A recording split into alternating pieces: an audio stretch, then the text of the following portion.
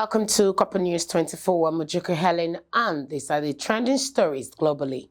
From top story, Russia has launched a missile strike targeting northeastern Ukraine as U.S. and Russian officials meet to push for a pause in the war after Monday's attack, which injured dozens in the city of Sumy.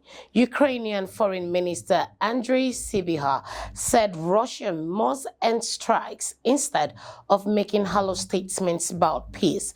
The latest round of talks between the U.S. and Russia concluded on Monday in the Saudi capital, Riyadh. Top of the agenda was reportedly the revival of a 2022 grain deal, allowing Kyiv to export across the Black Sea.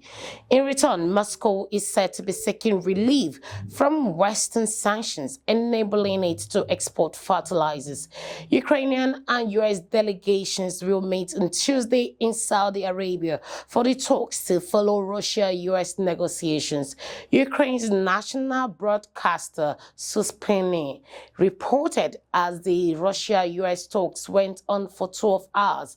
Russian news agencies said a joint statement would be released later on today, being Tuesday.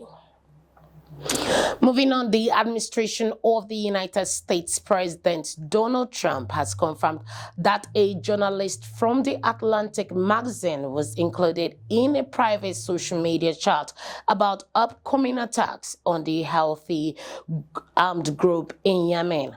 On Monday, The Atlantic published an article from editor-in-chief Geoffrey Goldberg in which he described the stunning realization that he had been added to a group chat where high-level government officials were discussing military actions. The word found out shortly before 2 p.m. Eastern Time on March 15th that the United States was bombing Houthi targets across Yemen. Goldberg wrote in the opening lines of his article. He also confirmed, knowing 2 hours before the first bombs exploded, that the attack might be coming, all because Pete Hegseth, the Secretary of Defense, had texted him the war plan. In conclusion, Brett Gardner, former star of the New York Yankees, have just announced the death of his 14-year-old son, Miller, adding it came suddenly after he became ill along with a group of family members on a trip. The 14-year MLB veteran and his wife, Jessica, announced the news in a heartfelt statement released through the Yankees' social media channels, explaining their son, Miller, passed away on Friday. Officials in Costa Rica are now reportedly working with the Gardners to return Miller's body to the United States. According to the Gardners, Miller and a group of other family members got sick while on vacation, adding that they have more questions than answers at this point.